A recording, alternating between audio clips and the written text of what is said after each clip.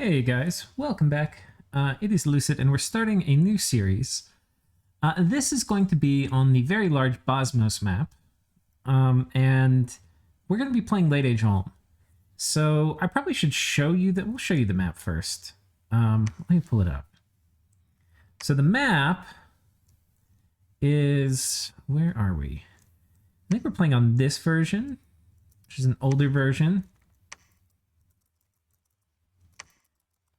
And we'll take a look at it. So it's going to be a 70-player game, and 70-ish players. I can't remember how many we actually had when we started. It might have been like 65, 68. And yeah, we're playing with the Dominions Enhanced mod. So this will be the first game to go up on my channel, really, with Dominions Enhanced. There was a blitz where I played Pangea using Dominions Enhanced. I essentially played vanilla. We didn't really do much aside from that. We didn't use any of the Dominions Enhanced stuff. Oh, wait, did I not? Okay. I forgot I didn't actually pick nations. So I'll just zoom out and show this to you. We'll look at it more in future episodes. But this episode is going to be Pretender Design and National Overview for Ulm. We're going to focus mostly on the DE changes for Ulm. Because I already have at least one national overview for Ulm up. I know I've recorded more than one, but I think I only have one put up on the channel. But so this map is huge. The way it's basically organized is there's planets, and the planets have a few ways off the planets, which usually go to these stars. Though there's some connections, like I think here is one. You can see the blue line. It connects these two planets through this water system. Sort of random, but yeah, there's a few ways off the planets. This one, which actually, spoiler, is the one we're about to start on, has the fewest ways to get off of it. But this could be like a normal map. I mean, this is a really big, like you probably could have 15, 20, 15 nations starting here. So that could be like a whole map. And then, you know, over here, there's another map.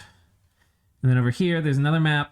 And so it's kind of cool because everybody's connected through trade and diplomacy. But in many ways, you know, you're not going to have too much influence on what's going on another planet often. You kind of, especially for the first part of the game, you're very much concerned with the politics, military, and diplomacy of your own planet. So anyway, that's the map we're playing on. Let's talk about Ulm. Here we have Ulm. So we'll do a super quick overview for the nation itself. And then we'll talk about the DE stuff. DE, by the way, Dominions Enhanced. It's one of the kind of most popular mods for the game. A lot of people love it. And I have developed, I would say pretty... I haven't really commented on Dominions Enhanced before. I've just said, like when people have asked me, I've just said, well, I don't really know much about it. But I have now, this is me, by the way, coming and recording this opening after the game is done, because I realized I didn't do a national overview. And the first episode, which you'll see after this, like the first actually recorded episode of Turns, there's bad audio issues, which go away by episode 3. So be patient with me. Episode 3, they're like mostly better. I think episode 4, they're fixed. I'm sure by episode 10, they're totally gone, I think. But, you know, I mean, if you've watched my channel, you know I'm like plagued by audio issues. Anyway, but it's also rambly, my first episode. So I was like, okay, well, I have to come back and at least set expectations that I'm going to ramble for the first episode and there's going to be bad audio. And I'm not going to go back and fix it. Cause you know, I'd have to go back and like re-record the turns and pretend it's kind of fun just following my stream of consciousness for the things I was worried about turn 0. So I'm not going to go back and change any of that.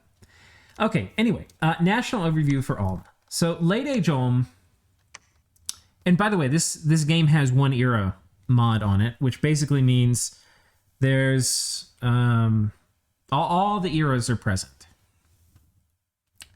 Okay, so what are the things that make Ulm special? We have cheap, stealthy, astral spy mages.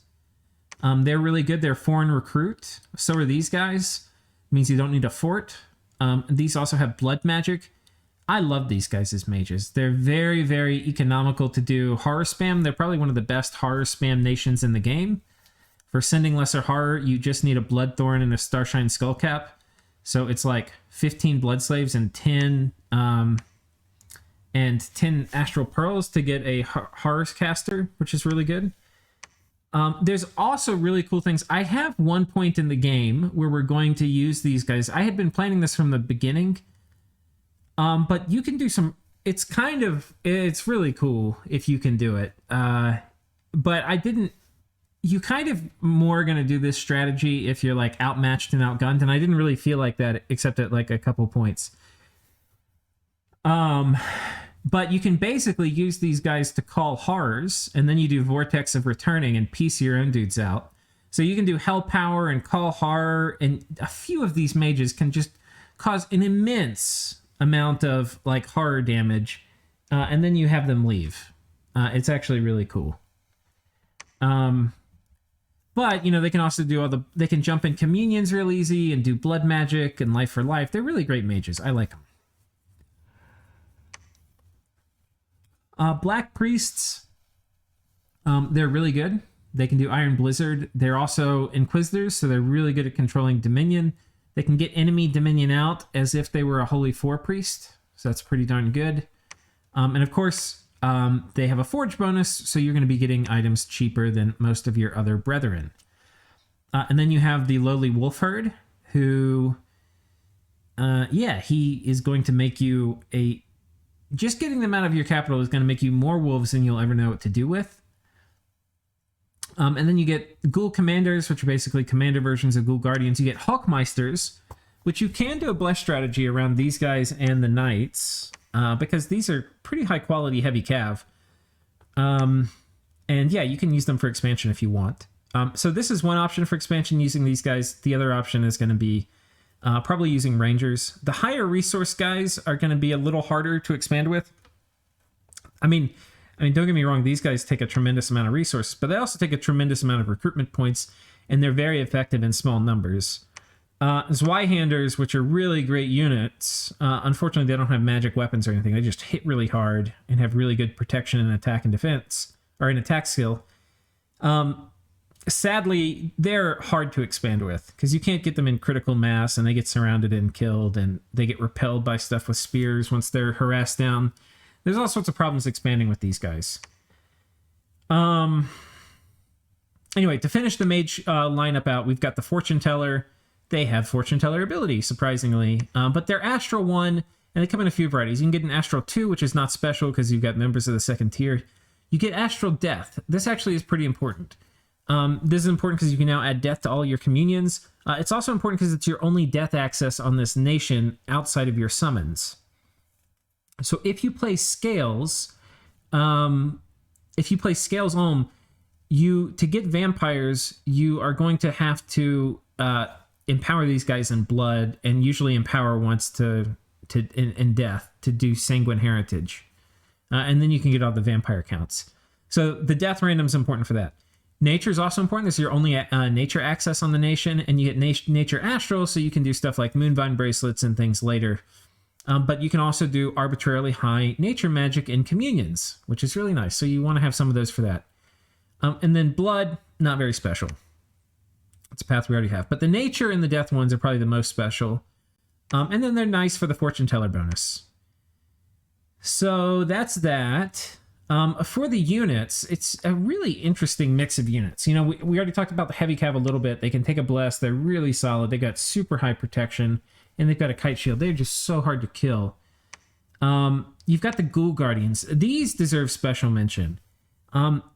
They are one of the reasons, you know, like when you look at can you take a nation and play them Scales or not, you have to be able to deal with a bunch of different problems. You know, like, what do I do if there's more Vark Knights running at me?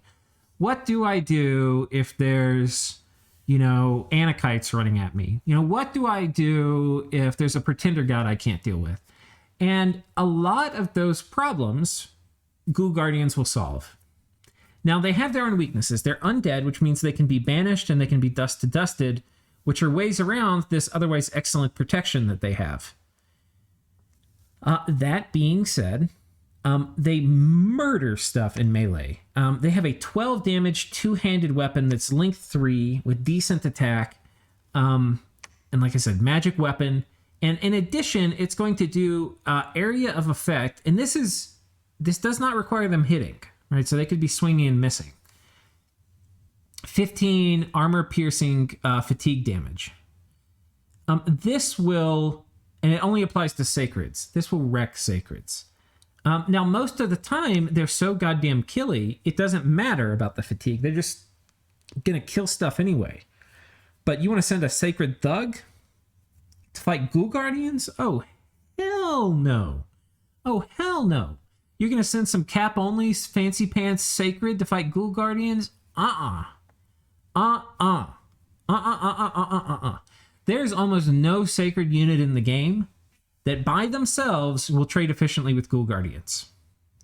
They are pound for pound, gold for gold, probably going to out-trade with any sacred in the game.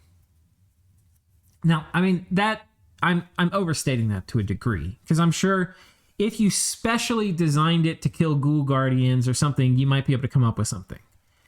But I'm actually a little skeptical. I can't think of anything off the top of my head that gold for gold will murder these guys. And the thing is, you know, Ohm would make these casually. They're not... like, if you lose 30 or 40 Ghoul Guardians as Olm, it's not the end of the world. If you lose 30 or 40 Sacreds early in the game, it can be the end of the world for you. You know, they're going to be backed up by Hawkmeisters and the Black Knights, or backed up by Rangers, or backed up by Zweihanders. Like, these are just one tool in a whole toolbox that can just completely dismantle your enemy. They also have castle defense bonus, but if you're using these guys to defend your castle, then get out of here. All right, these guys are here for killing enemy sacreds and thugs. They don't need to be deployed. In fact, I would actually caution somewhat against using these in huge concentrations, because like I was saying, they can get dusted and banished, and especially when you stack them all together and get banished. If anything, I would intermix them with Zweihander, so things like banishment are less effective. And feel very comfortable using them in squads of like 9 to catch enemy thugs and raiders that are sacred, because they will murder thugs, like I said. They're really, really good, but they're not like going to win you solo the game, right? They're a tool. They're not, the nation is not built around Ghoul Guardians. You think you're going to run at somebody with 200 Ghoul Guardians and win, and they bring out like a Wither Bones caster or like 20 priests, and they just all disappear, right? So, you know, there are ways to deal with them, but they are a great tool to have. Okay, Ghoul Guardian, awesome. Zweihander hits super hard, length 2, so, you know, he actually can repel some smaller weapon things. And, you know, anyway, it's a super solid, it's got 21 protection with Legions of Steel. It's going to be at 24. And then you stack other protection buffs on them. They're just really good in melee. The problem, though, is they don't have dark vision. They don't have magic weapons. They don't have any resistances. So they can kind of get cheesed by a bunch of different things, right? But they're 14 gold, and they hit like a freight train. You do Shrink the Giants on them, and they're going to get a bonus 5 damage, I think. So it's going to jump them up to 27. I mean, they're monsters in melee. They do get picked apart by crossbows. But, I mean, they have enough protection where they have meaningful resistance against crossbows, but still don't want to send them into a huge pile of them. Speaking of which, you have your own crossbows. And your own crossbows are awesome. They're great in melee. They've got 10 attack, 19 damage axe with some decent armor, and a crossbow. And they're reasonably precise. So they're a very, very good unit. There's some things that I think are worth thinking about. And that is, do you use these guys mixed with Zweihanders? And this is a pretty bad combination, because what will happen, and there can be some ways to think about finessing it, like how do you keep your Zweihanders out of range until, like, you could maybe get a bunch of Ranger captains, like more than you would ever normally recruit. Put these guys on Guard Commander and kind of form a wall of Ranger Commander and these dudes at the front. And, you know, that would deal with people charging in. And then if they are going to hit, they're only going to hit at super close range where these will be accurate and probably miss your Zweihanders. And then when these guys run out of ammo, they will lead the charge with your Zweihanders running in. Or I don't know. I mean, there's maybe other ways to finesse it, right? But that's like super sweaty finessing try hard. In general, these guys will tear up your own Zweihander. So that even like raiding little bits of PD, you'll cause reasonable amounts of attrition if you have a lot of Rangers and less Zweihander. You know, like 100-something Rangers and then 50 or 60 Zweihander, you're going to have reasonably large attrition every single fight, even if it's against something stupid. And that brings us to this guy, the Infantry of Ulm. He's got a big tower shield, and he's got decent protection, not as good, but turns out it's better to have a tower shield and this much protection than to be a Zweihander if you're dealing with the heavy archer fire coming in. So let's think. You know, there could be some weird bless you do where you take arrow shield on these guys, and they would be basically immune because they've got really high protection and a really good shield. These guys do hold up okay against crossbows, but they're not immune to them. But with arrow shield, they would be, just about. I'm not saying you should do that, but anyway, if you're using tons of crossbow, these guys all of a sudden have a place, whereas otherwise they're pretty much outclassed by Zweihanders in melee. You have the Halberdier, who hits really hard. He just doesn't have as much protection. He does have a castle defense bonus, so I don't know. If you are in the business of holding up castle walls with gold troops, I guess you could do that. I think that's a bad business to be in. You have the Pikeneer, length 5, so he's going to repel a fair amount. Otherwise, there's not a ton to say about this guy. I haven't really done a lot of expansion testing where I could tell you if there's ever situations where the Pikeneer is great. I know some people do think there are situations where you would want to get them. In my opinion, you either want to do Ranger plus Wolf expansion or Black Templar expansion or some combination. These guys are kind of low resources, but they're going to just get picked apart by so many things, I think. So I don't know. I mean, you feel free to try expansion with these guys. I think it's a little tricky. These two, the Halberdier and the Pikeneer, I don't really recruit all game. And that could be a mistake because a lot of times early in the game you want to do low resource units, and these are kind of your lower resource units. They're not as low as the Ranger of Ulm, though. These guys are 8. These guys are 20. So you're going to be getting almost 2.5 Rangers per each one of these guys you get. And honestly, I think in almost all situations, the Ranger's better. And then you have the villain. He's stealthy. Has a short bow, decent damage mace, otherwise kind of garbage, bad morale.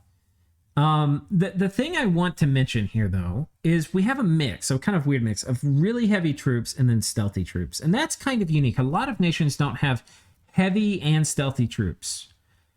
And we've got that. We've got stealthy mages. These members of the second tier are stealthy. These guys are stealthy. Our priests and black priests are not. Our wolf herds are stealthy, and our wolves, which these guys summon, are stealthy. So you actually can have a reasonably large amount of stealth potential with huge piles of rangers, and these are something that, by the way, stack very well. Like 300 rangers is very good before Aerofend comes out. One of the settings we're going to be playing on in this map is hard research, which is everything takes about 2 times as much research, and that's because on a game this big, the people who are the biggest players are going to scale pretty quickly. And on a normal research setting, they would have all the research finished by like turn 50. And that's not very fun. So anyway, we put it on hard research. But what that means is, especially early in the game, before people have had the chance to scale, magic is slow in coming. So you have a longer period of time where you don't have to worry about stuff like Foul Vapors, or you don't have to worry about stuff like Aerofend, or you don't have to worry about stuff like Storm.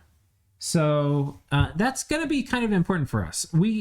Ulm is a nation with great troops, and we can really leverage that before a lot of the magic stuff comes out. So that's going to be one of the plans for this game. But we've been through the troops now. I'm going to talk a little bit about some of the DE stuff. For that, I'm actually going to need to research it. I'm going to pause it real quick while I get all this stuff researched. So I've got all the things researched, and there's a few spells I want to talk about that you get in DE that are special.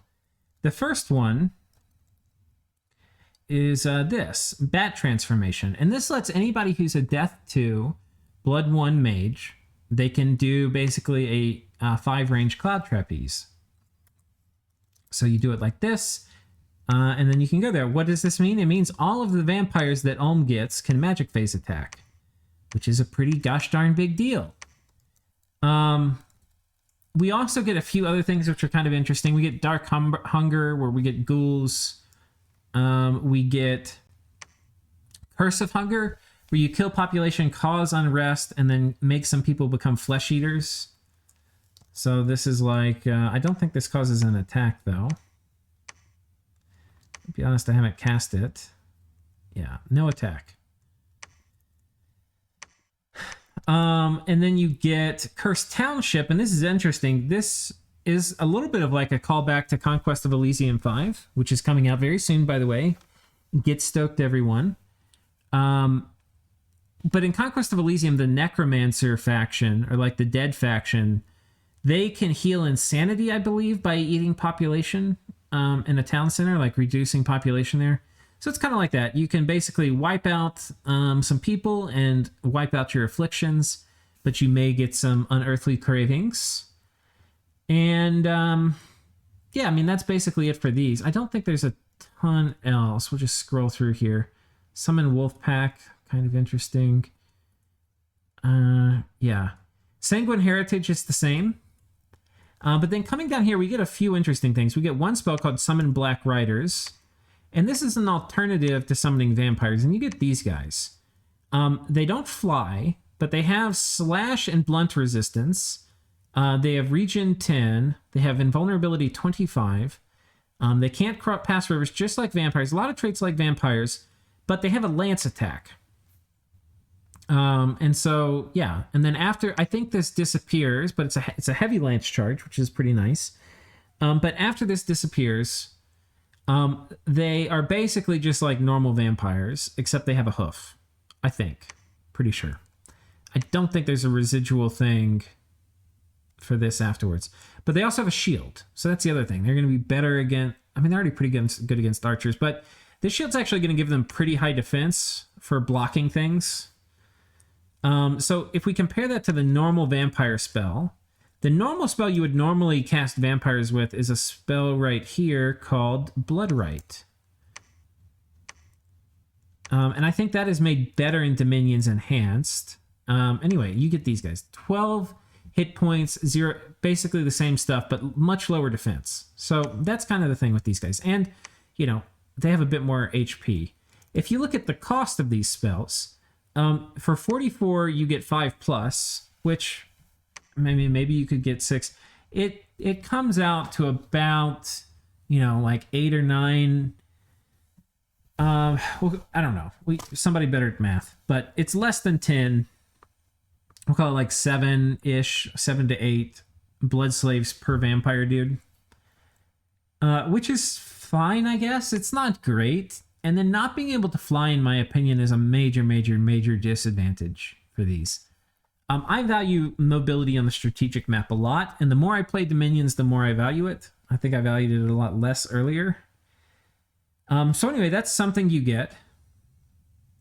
And then you have another spell, Curse of Vampirism. Now this is interesting. You cast this on a province. It's a remote attack. We'll cast it with a couple people here. Okay, so it's a remote attack, and what this does is it's going to summon a bunch of ghouls and thralls and vampires, like so. So this is twice as many as what you would get in a cast. Some of these guys are going to be our commanders. We got 2 commanders, which you get to keep. Oh man, see, this guy got an item, and you get to keep this item. Now, most of the time they don't. It's a pretty small chance that they get an item, but if they do, like I said, you get to keep it. So it's cool. This guy didn't, but they get gems. So when you do like the final value calculation, you have to factor in, okay, we're going to get all these vampires, we're going to get all the thralls, we're going to get the ghouls. You can see they started with some blood slaves. You get some blood slaves, you get some death gems. So you kind of have to subtract factor that all in when you're figuring out, is this thing worth it? And it's a reasonably effective raiding spell. Because you've got some distraction up here. They're going to summon imps. And then you get to keep them, and they get to fight again. You can see here, it's a reasonably effective raiding tool. Problem, though, is these guys are tied. Their immortality is tied to this province. So if it gets raided back from you and they die, you don't get to keep them like they're immortal, so it's a little sad. But yeah, you can see we got to keep some of the slaves. We got to keep this. You can target it on friendly provinces, like so. If you target it on friendly provinces, you don't get the remote attack, you just get the units. The problem with doing this is you wreck the population. You can see we got 8 unrest and minus 380 population. The nice thing about doing that is they're not going to spend the gems and blood slaves in combat. And the nice thing about this spell is you get ghouls, which in my opinion, their primary use is to hold up fort walls. And then you get thralls, which are pretty good patrol chaff. So yeah, that's mostly the stuff you get. Ulm does not get, I think, Ulm is considered to be, and I think it is, a strong vanilla nation. They don't need a ton of loving and dominions enhanced. There is another spell you get that we'll talk about, though. And that is Malediction, and this is a global. I have a whole episode much later where we're going to deep dive on it, but I'll give you the 411 real quick, all right? You cast it if units are cursed. So there's a progression that will happen. Randomly after you cast it, units are going to start getting cursed. If they get cursed, which is a reasonably small chance, then there's a reasonably small chance after that cursed units will turn into vampires. So what you can have, and when they turn into a vampire, they get a blood path. So what you could have is like, this guy's cursed. I don't even know how, just a random event. He could turn into a vampire and he would become Blood 1, Astral 1 vampire. So it's kind of cool. You get vampires in different paths. You get them for your Black Priest, so you can have holy vampires, which is kind of cool. There's all sorts of cool things that you can think about. And like we took, this is our god, so we have like an undead regeneration bless. And yeah, so that would be good on vampires. It's not worth building around. How many would you think about getting? If you are a kind of big nation, like if you're like 50 or if you're like 60 provinces, you'll probably get 1 to 2 vampires a turn from it. Vampire counts. In addition to that, you are going to get I would say about 0.5 vampires per fort you have that has your dominion in it, and it's based on your dominion levels. But that's one thing you get. And then you also get a few Ghoul Guardians that are going to start popping out.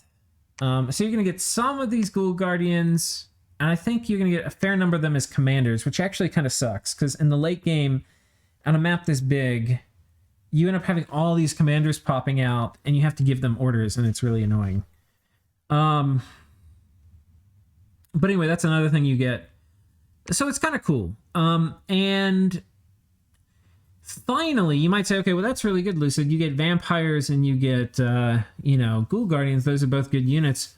Oh, you also get vampire troops. Why would you ever not cast it? Well, the answer is very simple. It gives you 1% pop kill, basically. It's a worse than 1% pop kill, but it's okay to think about it as 1% pop kill, which is going to override any growth effect and basically give you a kind of mild death effect. And I say worse because it's going to also give you flesh eaters in addition to the normal pop kill effect. And the flesh eaters are going to, wherever you put them, are going to eat more population. Is it worth it? Maybe. I will end up putting it up in this game.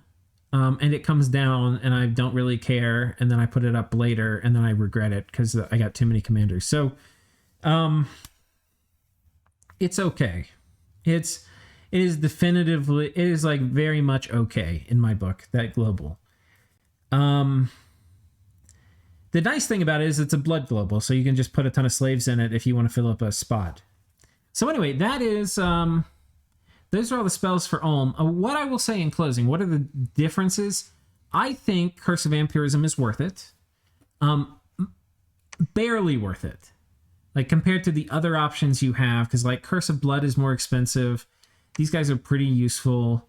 The vampires you get are kind of nice, and it's a bit more efficient, in my opinion, when you consider all the thralls you get, and these guys, and that you get a vampire count. It's a lot better, and you get the slaves and a shot at an item. It's a lot better to do this to get vampires than to cast Blood Right. And, you know, you get all these side benefits.